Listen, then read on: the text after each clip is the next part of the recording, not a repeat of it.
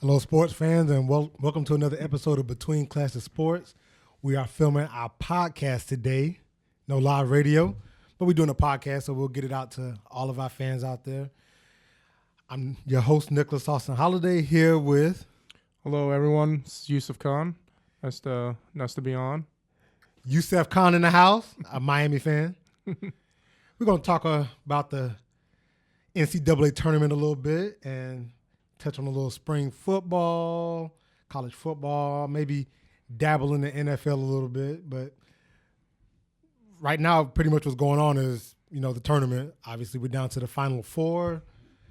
So right now in the Final Four, we have South Carolina versus Gonzaga and Oregon versus North Carolina.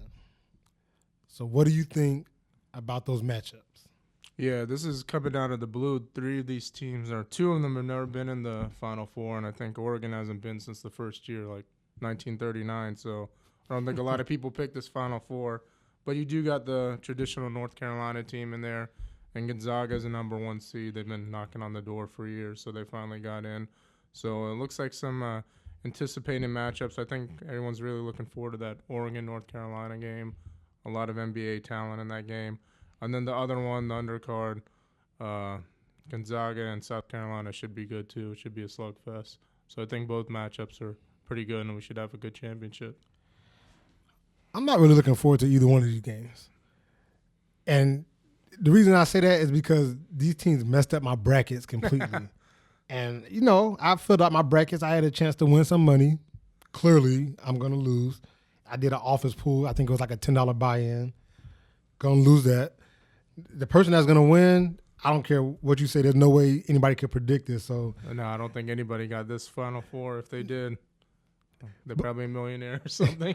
But what hurt me in my bracket was my bracket started getting messed up. Not in the first round, but mainly that second round when teams like Xavier and Duke lost. I know a lot of people had them up there. Yeah, Duke losing, Florida State let me down again.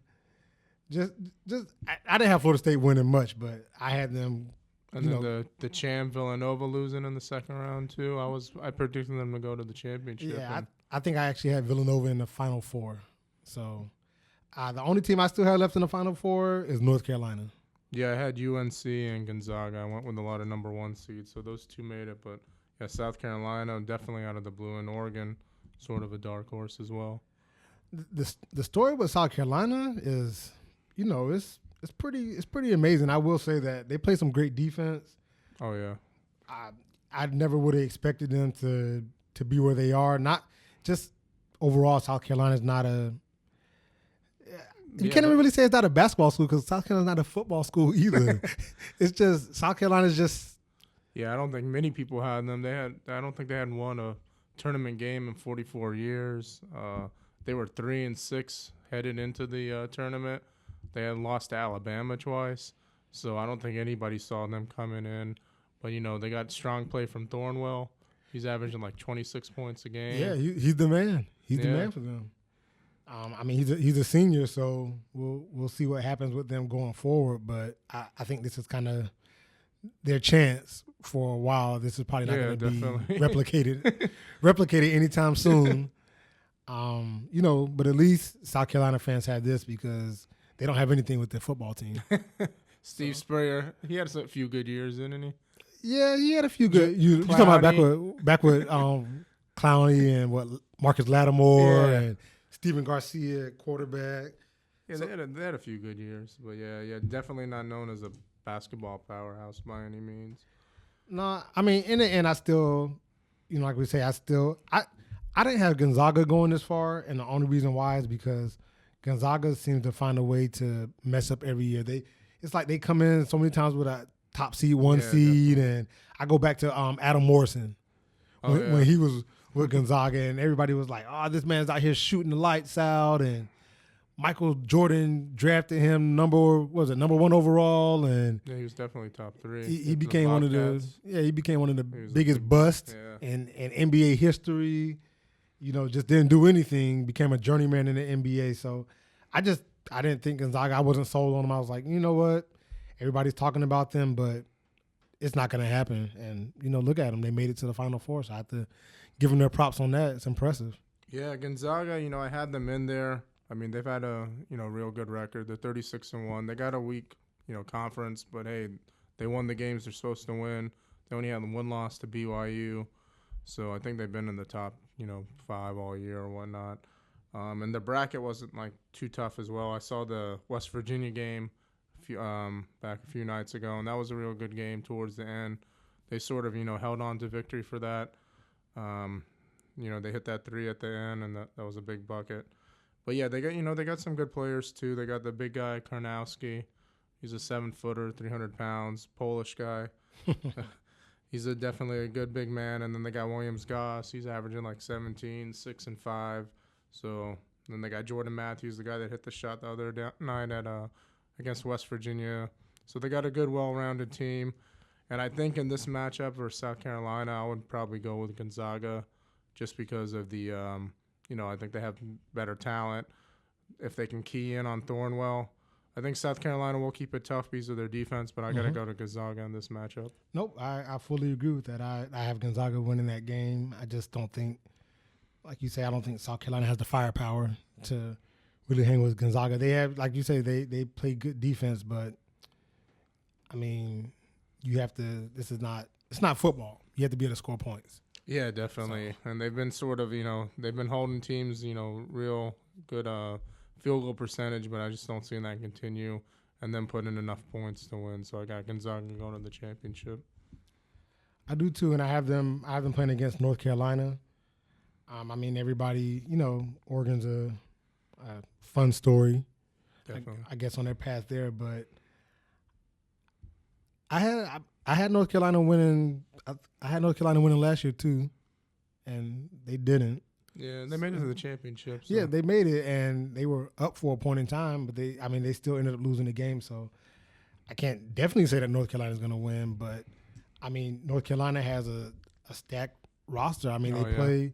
One of the big storylines was the ACC overrated? Yeah. Because all these ACC teams went into the tournament, and then after the second round, there was only one left. Was it? Well, I think Duke North Carolina lost, Miami lost, Florida State lost, Virginia Tech lost. Yeah, so a lot of people said, okay, well the ACC is overrated, and maybe the SEC. No, the tournament. The tournament is every game is a one-season scenario. All you have to do is be better than that team for one game. Agreed. Bad three-point shooting percentage, off on some shots, your star players off. That's all it takes is one game just to win. So it's not like it doesn't erase the season. It doesn't erase who the best conference was during the season. That's a big thing. I know a lot of people do. They say, okay, well, they're overrated because they got knocked out. And then when you got down to the Elite Eight, the SEC had South Carolina, Florida, Kentucky still in there. Okay, well, you're down to one also. So the SEC's down to one, the ACC's down to one. So what is it now like? Okay, well, we have more teams in the Elite Eight or something like that. It doesn't make any sense. You have to look at the whole body of work. Yeah, I mean, there's bad matchups. You can't scout for teams. So, these teams are definitely, they're not prepared sometimes for these, lower seeded and, teams from these other conferences. So that's what makes March Madness great. But just to get back to the UNC-Oregon game, I definitely agree with you. And I'm going with UNC as well to make it to the championship game.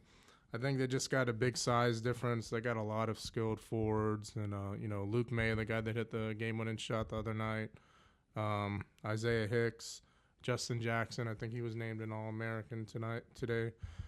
And then they got Joel Brown. I know he's injured. His ankles are injured, but I think he's going to try to gut it out. So he definitely, they have experience. They have size over Oregon. Oregon's got a good team too, but they have that one injured forward, Chris Boucher, and that really softens their defense up because he was averaging 2.5 blocks a game. So now, those big men are really going to have, I think, a field day inside and getting rebounds, putting points back in. I don't think that's going to be the difference. And then they got the experience of already been in the Final Four. So that's why I'm going with UNC over Oregon. But Oregon still got some, versatile players as well. Jordan Bell, I think he had 8 blocks against Kansas. He almost got a triple-double with blocks, so that was good. And then they got Dylan Brooks. I like Dylan Brooks. Dylan Brooks is definitely a player. So, I mean, they still got enough talent to, pull an upset off, but I'm going with UNC right now on paper. Oh, definitely. Like you said, this, forward Justin Jackson. I mean, he's a good player. He's skilled, 18.2 points per game. So, I mean, they have scores. North Carolina has scores. You have to be able to score. It's not like their defense isn't suffocating. You have to be able to score them. I'm a fan of Joel Berry. I know he had, like you said, he had the injury, and I know Roy Williams brought up the injury and said that he's scared, just of how he's going to play out. But, that's 14.6 points per game that, what shape is he going to be in? Yep. I don't know. It's kind of a thing. Do you limit him in the game and see how your team performs without him? Yeah, I mean, maybe you just limit it to him a jump shooter. I don't know if he's going to be able to drive in and whatnot. I know he's pretty good at that. So, yeah, it's going to be a tough call, but I think he'll probably definitely play. I know he wants to be out there, but how effective is he going to be? That remains to be seen. He's going to have a few days of rest. So, I mean, that'll help out. But both ankles, that's going to be tough. So, kind of going back, since we're speaking about North Carolina, I heard an interesting number about Duke, and I only say that because their rivalry. But Duke had, so a lot of people, myself included, being a Florida State fan, Florida State gets knocked out in the second round. They get blown out by Xavier, and so a lot of people say, okay, well, Florida State had all this talent on the team, and they should have been better. And Coach Hamilton, he's a whatever they say. People say he's a horrible coach and things like that. So to kind of put things in perspective, I mean, Coach Ham, he's a decent coach. He's not a bad coach. I think he used to be better. Mm-hmm. I think he's just kind of a decline. Florida State had two McDonald's All-Americans, I believe, on their team, and John Isaacs and Bacon. They have 2. So Duke gets knocked out in the same round, but Duke has 9 McDonald's All-Americans. Yeah, definitely. And Coach K, which I believe he's the highest paid coach in college basketball.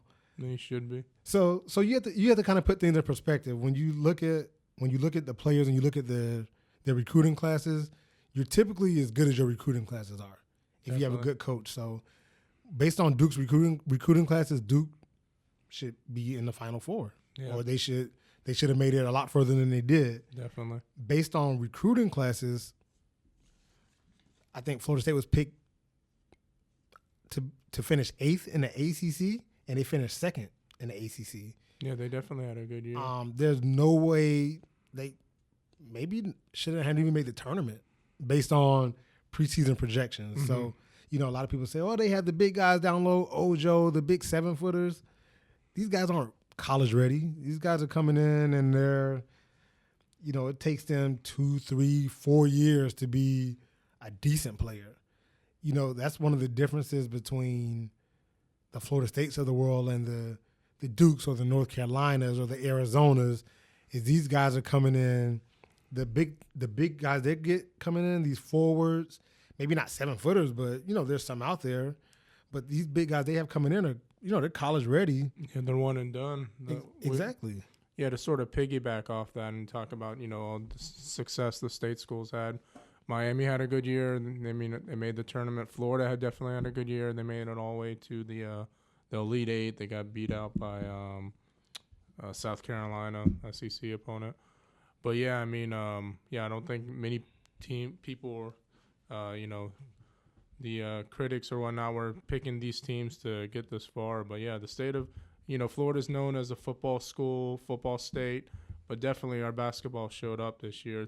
We had 4 teams. I think Florida Gulf Coast played Florida State in the first round. They got knocked out. Mm-hmm. So they were, they had a pretty good run a few years ago when they had was it the Dunk City or whatnot?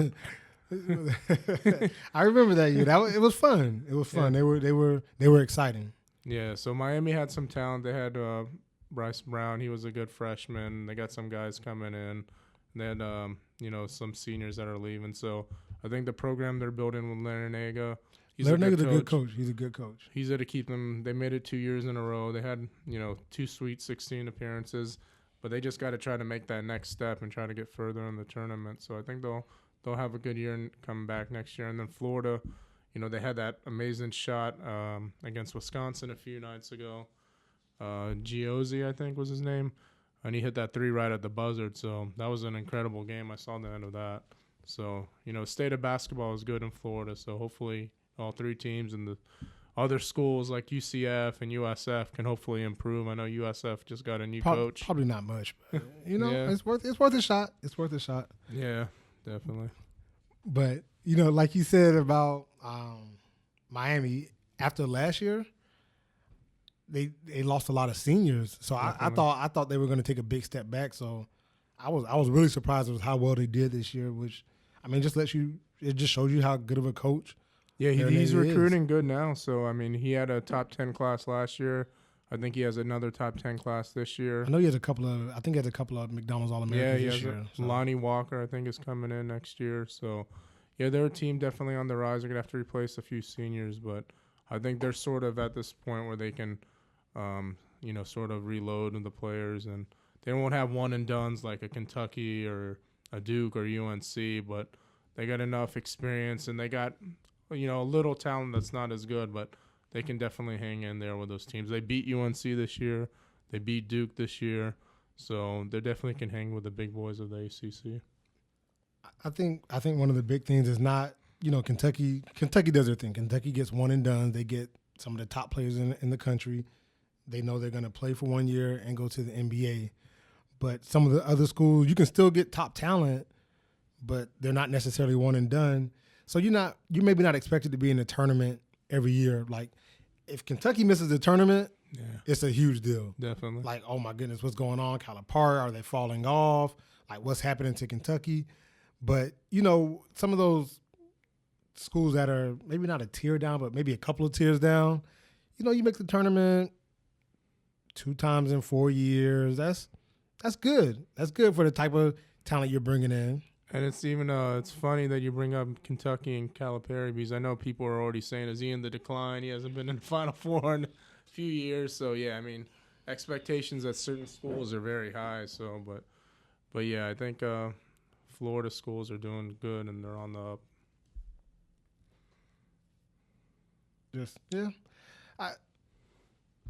One thing Kentucky fans have to realize is, of course, they want to say, okay, we should be winning championships.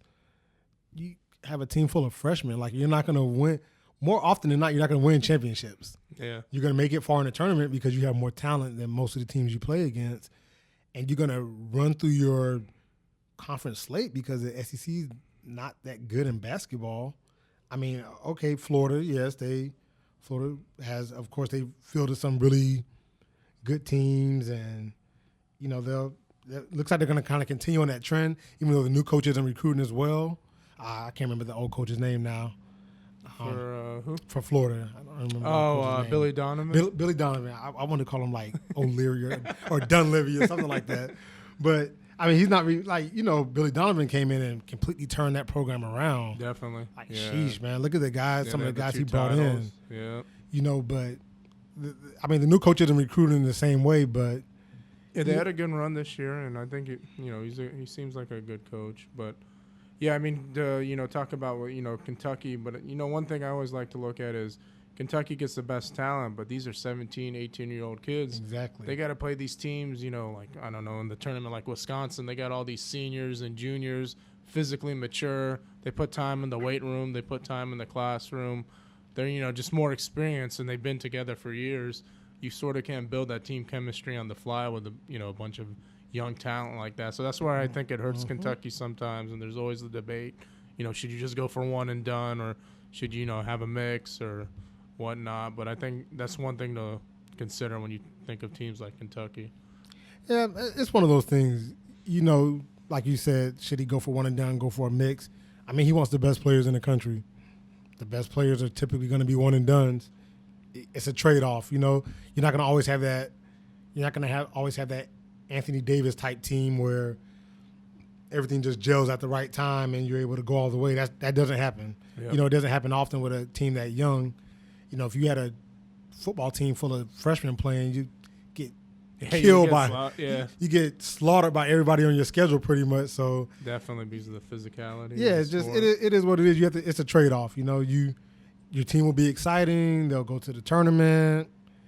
They'll make it somewhere Sweet 16, Elite 8, and then they'll end up losing. Maybe they'll make it further, and you'll get that rare team that wins a championship. But I think Kentucky fans that are expecting more than that they're mistaken. Like it's just not. It's not logical. Like it's just not going to happen. Not that often. It's not going to happen often. Yeah. Just to get back to the Final Four, I guess, just to go over, championship. I guess I'll go with UNC.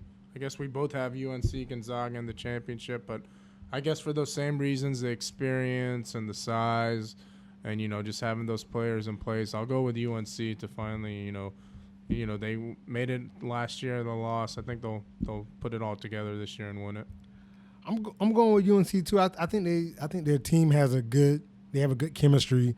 Definitely. Good vibe. I love the videos where Roy Williams goes into the locker room and he kind of creeps in low and then they go crazy. That's been fun to watch, especially Roy Williams being old and probably it's hard for him to go down that low and come back up. But I think they have a good chemistry and they have a good mix of some younger guys and some older guys this year. I think this is their year. I mean, if they lose because last year people were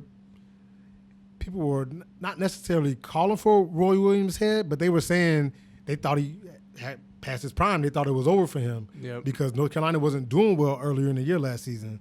And people were saying, well, Coach K still has his team humming along. And look at that. From last year to this year, definitely. Duke is out of the tournament. North Carolina's in the championship again. I mean, the truth is Roy Williams recruits better than Coach K does. As good as Coach K recruits, Roy Williams recruits better. Definitely. And I mean, like you said, I just think this is their year. They just have it all together, I think. And after that pain of last year, they don't want that to happen again. Yeah, it's like when Clemson, they lost to Alabama the year before. They came back hungry. They made it to the championship, and then they put it all together in the championship game and won. So I think UNC can have a similar type performance, not necessarily against the same team, but same scenario of losing and then coming back and redeeming themselves. Definitely. So we both have UNC going. I think everybody in the room going for UNC. Okay, we have somebody going for Gonzaga. We had Toby Scott going for Gonzaga. That may be due to him covering Gonzaga and building some friendships, some relationships with Gonzaga. So we'll see what happens with that. One thing is when we got the title game picks out of the way, wanted to bring up, we're talking about one and done players. One interesting guy is, you probably already know, Lonzo Ball and his dad, LeVar Ball. Yes. All the media hype lately. It's a mixed bag. You had kind of both sides of the fence. People are saying, he talks too much and he's putting unneeded pressure on his sons, plural. And then you have some saying, well, he's an involved father and this is a great father the way he's in his kids' lives. And it kind of just depends on how you feel about it. I personally feel like, I'm sure he's a great dad. I'm not going to knock him on that. I don't know him personally, but I feel like he talks a little too much. I'm not going to say too much because you want to be confident in your son's ability, but you're not on the court. Yeah, he's comparing him to NBA MVPs when he's still in college. So yeah, saying he's better than Steph Curry. Like, you're not on the court, and you weren't on the court because you weren't good enough. Yeah. So don't put that on. Don't put your dreams. I thought I should have been a superstar. Saying when he said he could beat MJ. Yeah. At this point, I think it's all it's all for business, and he's trying to get his kids in the NBA. He's got one on the way. He's he already declared for the draft. He'll be a top 2 He's a pick. lottery pick. Yeah, he's a top 3 pick. So you don't have to hype him up anymore. Yeah. He's a top 3 pick. He's gonna be a 6'6" point guard probably. With the he can pass. I think he led the NCAA in assists. He almost averaged like 8 assists. He's a good scorer. His shot is a little unorthodox. Yeah, that's a nice way of saying it. He's a little good unorthodox. rebounder, but like these new point guards with the Russell Westbrook and Harden that can pass, rebound, and score. I see him in that similar type mold. So, and I think he can, lead a team too. He seems like a good leader. So whatever team gets him, I think they're gonna have a good kid for the future. I think so too. I just his dad is putting a target on his back. Not a target as far as getting injured or somebody hurting him, but a target is just. It's kind of like when they had the Bulls back in the day with Scottie and Jordan, and all the talk was on Tony Kukoc when he was still overseas and how great he was and how he was going to be the next great thing in the NBA. And when they played them, like Scottie and Jordan just took turns, completely shutting him down. Just ferocious defense, just above and beyond the normal defense of Michael Jordan, which is scary, and Scottie because they were both, all defensive type of players. And I think guys are just going to be gunning at him. Just let me cover him. Let me, you know what? Oh, he's standing there. Let me try to dunk on him. Well, I know a couple MVPs that are probably going to be gunning for him. Steph and LeBron, right? Because he talked about LeBron's kids and he's talking he's better than Steph. So I know those two guys are definitely going to come after him and when they start playing against him.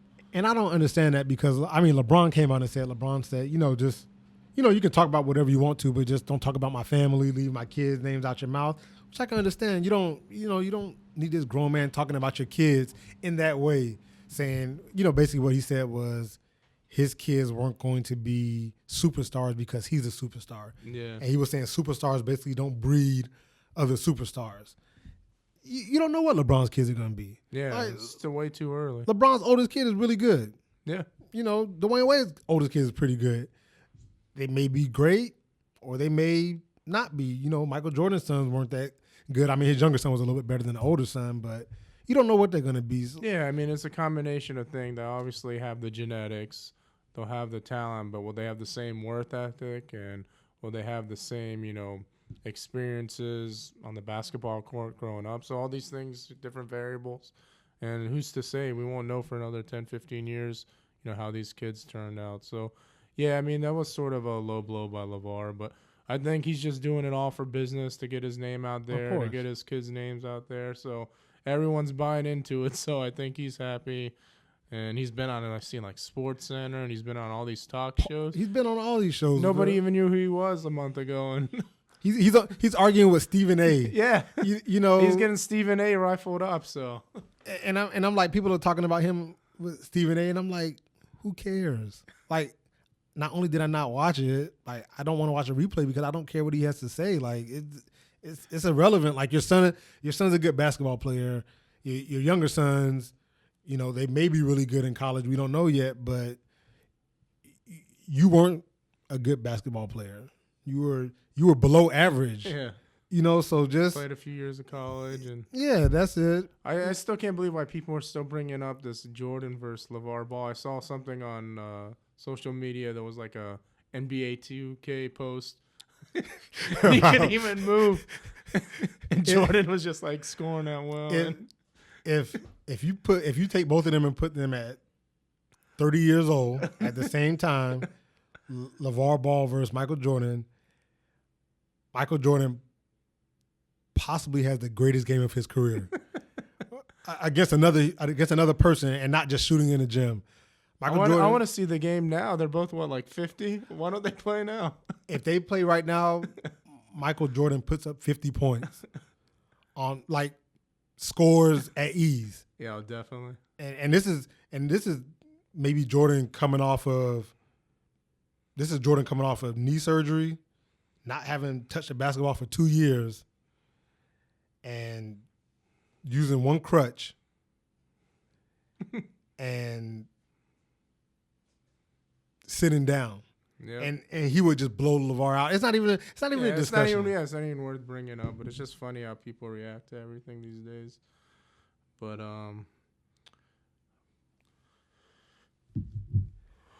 so moving on. Yeah, that's enough unless you have anything else to say about it. We can talk a little bit about some college spring football. Yeah, I know spring. I know Miami, locally USF has started spring ball. sure US or FSU and UF are probably starting soon if they haven't already. Yeah, no, they're already going pretty much.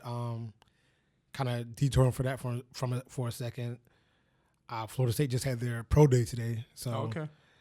yeah, that was a chance for some of the guys that didn't perform the best at the combine. Dalvin Cook, he didn't do the best at the combine. He's still considered a first round. Yeah, he's definitely a first round. Yeah, first round running back, but he didn't do the best at the combine. A lot of people were saying, "Oh, he's gonna drop," and well, I mean, he may drop some. Don't get me wrong; he may not be a top 15 pick, but he'll still be first round. Yeah, he'll still be a first rounder. You'll be crazy to let him out of the first round unless there's something, some secret injury or something, or some character concerns we don't know about.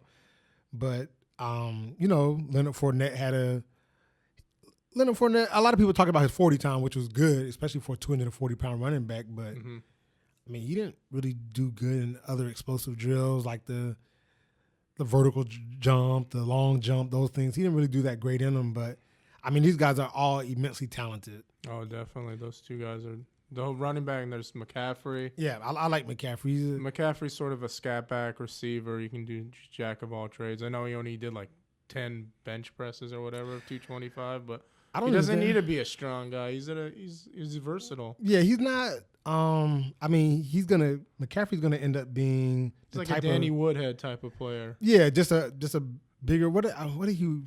I think his height came out to like 5'10" or 5'11" or something like that. I mean, I think he's gonna be the type of back where he's only gonna get maybe 10, maybe 15 carries a game. Yeah, he's not a workhorse. But you're gonna have him in the slot. He's gonna return kicks. Yeah, he's gonna return kicks, punts. He's gonna be all purpose. He's gonna be like a bigger Darren Sproles. Not as fast, I don't think. Yeah, like a Reggie Bush type. Yeah, pretty much. Hopefully he's better than Reggie Bush. But whatever. I don't want to get into that. But hopefully he has a better career than Reggie Bush, put it like that. But yeah, it's not. I mean, everybody has their place. I mean, he is. When I watched the combine, when he was doing the drills, man, he caught the ball. He looked like a wide receiver. It was impressive. He's got good hands. Yeah, as far as the state prospects, I know UF's got a couple corners. Tabor, I think, is up there. They got two corners, I think. Yeah, they got Quincy Wilson. Tease Tabor has not done himself any favors through this entire process. They had their pro day today, too, and I believe he ran a 4.77, a 4.78. I don't know if those are official or unofficial, but that's slow. Yeah, that's for a corner. That's not. For a cornerback. That's not good. A lot of people are saying, well, he'll be fine. Well, press man coverage in college is different from press man coverage in the NFL. So, yes, he was really good in college, and he was able to press these receivers and bump them off their routes and get physical with them. First, they call more pass interference and holding penalties in the NFL. So, you got to let go of some of that aggressiveness. He's not fast enough to keep up with the top receivers, like the elite receivers. Imagine him running a 4.8 and press covering Julio Jones. Yeah, it's not going to be good. You might as well just call that a touchdown, or an Antonio Brown, or even some of the slow receivers. Alshon Jeffries would still probably eat him up. He has to. I mean, he'll probably still be good in zone, but from his performance, I don't see right now. I don't see how he gets drafted in the first round anymore. Not after that. I'm not gonna say mid rounds, but I mean second round. I think he may end up getting moved to safety early in his career because of his speed limitations. Yeah, maybe that'd be a good move for him. But I think they still have Quincy Wilson going first round for them. And then Miami, they got Njoku. He's been going up draft boards. He's a big, fast tight end out of Miami. He had a good year. I'm seeing teams, mock drafts, the Bucks taking him, the Jets, different teams. So I saw one where the Dolphins take him too. I Dolphins. saw that mock for him. So yeah, I think they got O.J. Howard from Bama. Yeah, man. So he's supposed to be the top tight end, and they got Njoku, and they got Kaya. He's not going to be first round pick, but I think he'll be second, third, fourth. Team looking for a backup or developmental, QB. I saw him on the Gruden QB show.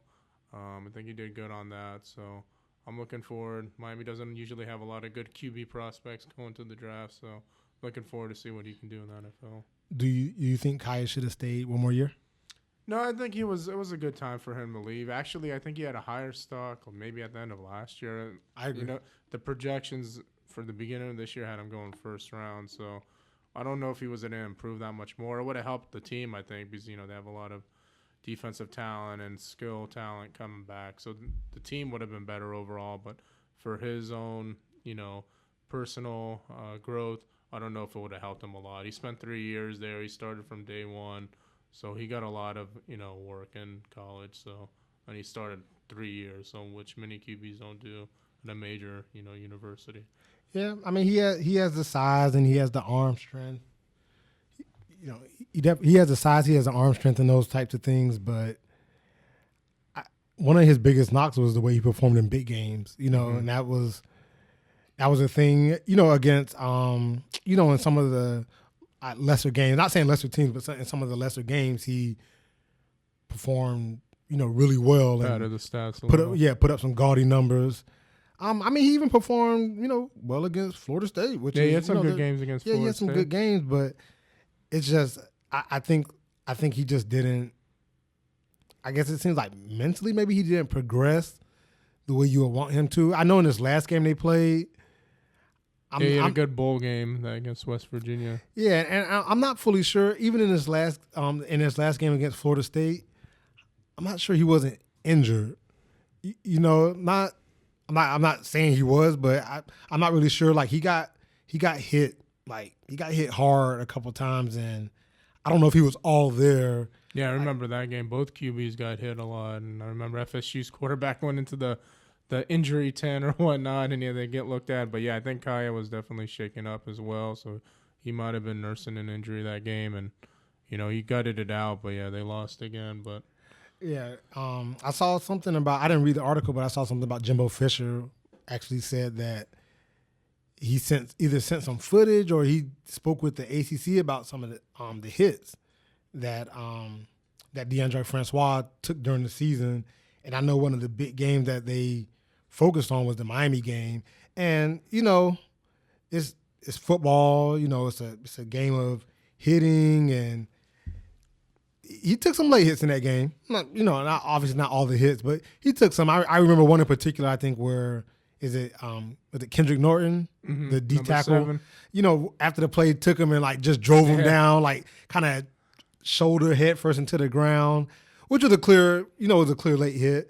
And Jimbo has a point. Not just the Miami game. I mean, there's other games. If you're going to protect the quarterback, any quarterback, if you're going to protect them. It's kind of like the whole Cam Newton thing. Yep. If you're going to protect Tom Brady, protect Cam Newton. The same way. Don't have these guys taking these unnecessary shots, or just because Cam Newton's bigger than a lot of people trying to tackle him doesn't mean he deserves headshots. No, definitely not. Or just because a team is, I think you see that with a lot of teams that are more talented than other teams, where they allow, okay, so you're more talented, so we're going to allow their offensive line to hold your defensive line because they're clearly bigger and faster than you. No, that's not the way. That's not the way to do it. No. Yeah, and Francois was a tough kid last year. They definitely got hit a lot last year. I think the offensive line was sort of not in limbo, but I don't know if all the experience was there. No, they were in limbo. they were in limbo. He took some shots that were directly on the offensive line. He took some shots that were directly on himself. Yeah, I'm surprised he survived the whole year with the hits he took last year. Yeah, he took some hits where he just kind of laid out on the field like a chalk outline.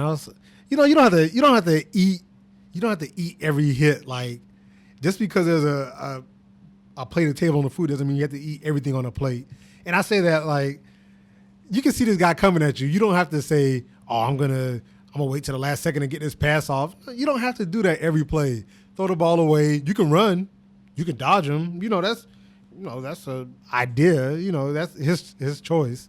I'm not getting hit like that. So, and I'm not going to allow myself to get hit like that over and over again. So, I mean, definitely there were a lot of hits on him and a lot of hits on the offensive line, which was bad in the beginning of the season. At one point they were bad. I mean, they were pretty good at run blocking, but that pass blocking was That started in the Ole Miss game, game 1 of the season, where he was getting blasted left and right. So. Yeah, speaking about FSU, with Dalvin Cook moving on to the NFL, probably being a first-round pick. I know they got Cam Akers coming in. He was the number 1 running back. But just skill-wise, I know they get top recruits every year. Who's it to be besides maybe Cam Akers? They got Francois coming back. I don't know if they have a difference maker in receiver. I mean, I don't watch them as much. But, I mean, who do you see them potentially coming out, running back, receiver, skill positions to sort of carry them in the post-Dalvin phase now? So they're young. They're young at receiver. They have their leading receiver, Travis Rudolph. He declared for the NFL, which was probably not the best idea because his height ended up being like 5'11". He disappeared in a lot of games. He ran a slow time at the combine. He didn't really do anything well. Mm-hmm.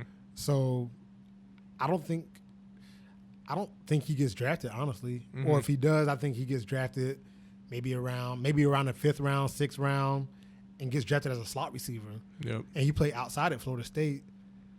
But they have a couple of younger guys. They have Alden Tate. He's from Tampa. He's about 6'5", big guy. He got injured in the Michigan game, but he has some kind of flash plays. He put up a lot of touchdowns. Like I say, big guy, red zone threat. Nooney Murray he's the most interesting person they have, I think. Did you watch the Michigan game? Yeah. He's a receiver that he had that long bomb touchdown. That was him. And then he caught the game-winning touchdown. Okay. In the fourth quarter. So that was him. But he's only about 5'10", 5'11" out of Orlando. So, he's great as far as the route runner goes. The freshman Keith Gavin that had the big kickoff return against Michigan, mm-hmm. About 6'3", 225, looks like an NFL player already, just physically. But can he put it all together? He's out of Wakulla. Can he put it all together is the thing. Actually, one of my good friends coached him in high school. Okay. Coached Felipe Franks, the quarterback at Florida. Yep. So it's kind of like, can he put it all together? He has the size, he has the speed, the athleticism, but he's young. Mm-hmm. And one thing Jimbo's offense has shown is that it's hard to excel as a young receiver. Mm-hmm. So, but they need him because Tate and Murray are juniors. Whitfield's gone too, right, Kermit? Yeah, he's gone. I noticed I didn't really bring him up as a much of a loss. He was solid. I mean, he was solid, but he did stuff in the return game. Yeah, he was 5'7", 5'8". So, what? He had a couple big plays. Of course, he's most known for the kickoff against Auburn. Game, yep. Kickoff return for a touchdown, but when you have these short receivers and you keep trotting them out, you can't do that. Like you can't have Jesus Wilson on one side at 5'10", maybe 5'9", and then Kermit Whitfield at 5'7", 5'8", and then Travis Rudolph at 5'11" at Florida State. Yeah. That's not what you do. You got to get some size out there. So I think they have a chance to have that this year. They have some Devontae Phillips from Miami, but honestly, I think the running back is going to be a running back by committee approach. Jacquez Patrick is still there from last year. Mm-hmm. Didn't get a lot of touches because, Dalvin Cook was there. Yeah. So he's going to be the starting running back to start the season off. Now, does he get passed by Cam Akers? It's possible, but against Alabama, he's going to be the starting running back. What a way to start the season, huh? Yeah, they have a lot they have to improve to contest with Alabama. That's going to be a tough one. I'm not going to not yet. I'm not going to just say Alabama. I'm picking Alabama to win the game, but I'm picking Alabama to win the game. I'm not. It's not a blowout or anything like that because Jalen Hurts has his own set of issues as a quarterback. Accuracy and everything like that. And Alabama's not unbeatable, which clearly we saw that from the national championship game. But to beat Alabama, you have to have quarterback play. That's the outlier to beat Alabama. Ole Miss showed it with Chad Kelly. Clemson showed it with Deshaun Watson. Definitely. If you don't have top quarterback play, it's going to be extremely hard to beat Alabama because they're so much more talented than everybody else across the board everywhere else. So if you don't have top-notch quarterback play, you're going to struggle. Yep, agreed. And speaking of quarterbacks, one team I want to bring up locally here, USF. The Taggart leaves, he goes to Oregon. We get Charlie Strong, which I think that was a real good trend, coach to rebound with. Definitely. And we lost Marlon Max declared for the draft. I don't know. I guess it was a good decision. I'm probably projected to go round 3 or 4, but I think with the players that got coming back, their schedule is not going to be the toughest. They could definitely run the table. They don't got FSU in non-conference, so I think they can maybe go undefeated, maybe get a New Year's 6 bowl game. So I'm expecting big things from USF. Hopefully Quentin Flowers, he's been in the system a few years. He had a phenomenal year last year. He can run. Yeah. He can pass. So I don't know. I'm thinking of him as a dark horse Heisman. I don't know if he'll win it, but I'm just saying. I was saying that for when you say he can pass. Yeah, he's solid. But if I'm Charlie Strong this year, all I'm saying is work on your passing. You don't need to run. Like in a spring game, I'm not letting him run the ball. Do not run. Definitely. Throw the ball. Like this is what, and I think that was one of the big things against. Perfect example is Florida State. So there was a stretch in the Florida State game where there was about 9 possessions where I don't think they gained 50 yards of offense. Total in 9 possessions. That. And it was just, of course, a lot of people say, oh, well, they scored this many points. Well, yeah, I mean, at the kind of towards the middle of the fourth quarter. Yeah, they had a big spurt in the beginning of the game where they're hanging in there, had some big plays, and then a full 2.5 quarters or so, they didn't really do anything. And then they started scoring again at the end. Yeah, and it was just a full stretch of just incomplete passes, passes in the dirt. These are simple passes like wide receiver bubbles, just throwing them into the dirt, just wide open. He needs to improve his accuracy. I love his athleticism. Definitely. I love his speed. Right now he looks like he'll be a running back in the NFL. I think that's what I'd project him as. Yeah, or maybe a slot receiver. I guess if he can catch. I don't know, but right now you really have to. I guess Charlie has to look at it like you can look at it like Urban Meyer, where Urban Meyer doesn't care about preparing you for the NFL, or you can look at it as I want to do what's best for this kid, and maybe change his position or something like that. I know a big thing everybody said, well, just thinking about Urban was when he moved Braxton Miller to receiver. Mm-hmm. Well, I mean, he moved Braxton to receiver because Braxton had the shoulder injuries. I don't think he was necessarily saying, oh, well, I'm really invested in Braxton's future and I really think he's going to be a receiver at the NFL level. No, he just said, I like this guy. Maybe I love him, as a player, coach-player relationship. I don't want to see him keep getting shoulder injuries like that. So, but I don't think he's invested. So we'll see. I think it was helped that he had 2 other guys in Cardell and exactly. JT Barrett that have experience in one. So, yeah. But, yeah, it'll be interesting to see USF. I think they should have a good year. Moving on down to the Canes. I think, they have a lot of skill coming back. They got Amon Richards. He was a freshman All-American. I'm a fan of Amon Richards. I like him. And then they had Mark Walton. He had a good year running. I think he'll be back and better this year. They don't have a lot of depth at running back. They lost their 2 backups. Yearby declared, and then Gus Edwards is transferring, I think, to Rutgers or whatnot. So that's one area of concern. Gus is from New Jersey or something like that, right? Okay. Yeah, he's from that area in New York. And then, of course, they got a new quarterback for the first time in 3-4 years. So it'll be interesting. They got a few, highly touted guys. Jack Allison, he redshirted, or I don't know if he redshirted last year, but then they also got a guy that's been in the backup for a few years. Malik Rozier, he's a mobile guy. And then they got a kid this year, I think from Ocala, Perry. Nicosia Perry. Yeah, okay. He's supposed to be, a big-time recruit, but, I mean, he's not coming until the summer, so we won't know about him. He's not in the spring, going through everything. So it'll be interesting to see with that. Their defense, their front seven, I think is going to be nasty. They got a lot of experience coming back, so it should be interesting to see what they do next year. Yeah, definitely. I mean, I think that Mark Richter's definitely improved their recruiting. Oh yeah, they haven't seen recruiting like this in years. definitely. It definitely wasn't under Al Golden. So what he's bringing in is really good. I've seen some players coming in. I know they had that big time DN that's coming into them this year. Yep. California, I think. Yeah, so they have that. The only thing I haven't seen from them yet is I see a lot.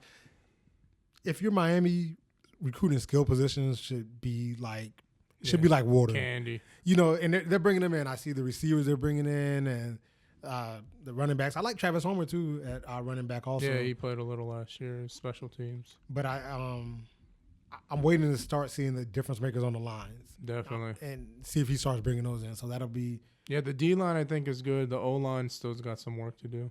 Yeah, I mean Miami should have a top 15, top 20 defense this year. Basically bringing everybody back. Those linebackers, man, all those freshman linebackers are back. They're sophomores. The only concern is the secondary. They have to replace pretty much a lot of the secondary, Corn Elder and whatnot. But I think getting pressure and stuff in the run, they'll be good in that. Yeah, it'll definitely be interesting. It's going to be. We'll talk about college football as we go along further throughout the summer and everything like that. But for now, we've kind of given our predictions on the NCAA Final Four. So we'll go ahead and wrap the show up. Got Toby want to come on and talk about a few things. Toby, go ahead. Lambda Theta Phi show. It's going to be at USF. We got the men's dedication hosted by the sisters. It's going to be at USF. All of that's on Friday. On Saturday, you got the Mrs. Wheelchair Florida. And you have the Sigmas having to do or die stroll off this Saturday as well. Blue Phi. Okay, yeah, right. Let me throw that out there for my bros. Going away from that. Go ahead. I should have said that last. All right. Then you got CCE having the Miss International pageant Sunday. Should be a lot of good events going on this weekend. And y'all boys can close the show out. All right. Well, thank you again for tuning in. This is Yusuf Khan. I'm going with UNC this weekend. I'm looking forward to a lot of sports coming up, spring ball. It was a pleasure to be on. Thank you. And I'm Nicholas Austin Holiday. Of course, I'm going with UNC also. This is Between Classes Sports, and we'll tune in soon and hit you up with our reactions on the championship game, and then we'll delve a little bit more into maybe a little bit NBA talk, some NFL, and the drafts are coming up. Yep, we got the draft coming up, so we'll kind of have a little, not a full draft board, but I'm not doing a full draft board, but I have some guys I think that are going certain places and some surprises and things like that. So we'll get into the near future. Until then, have a great evening. We'll talk to you soon.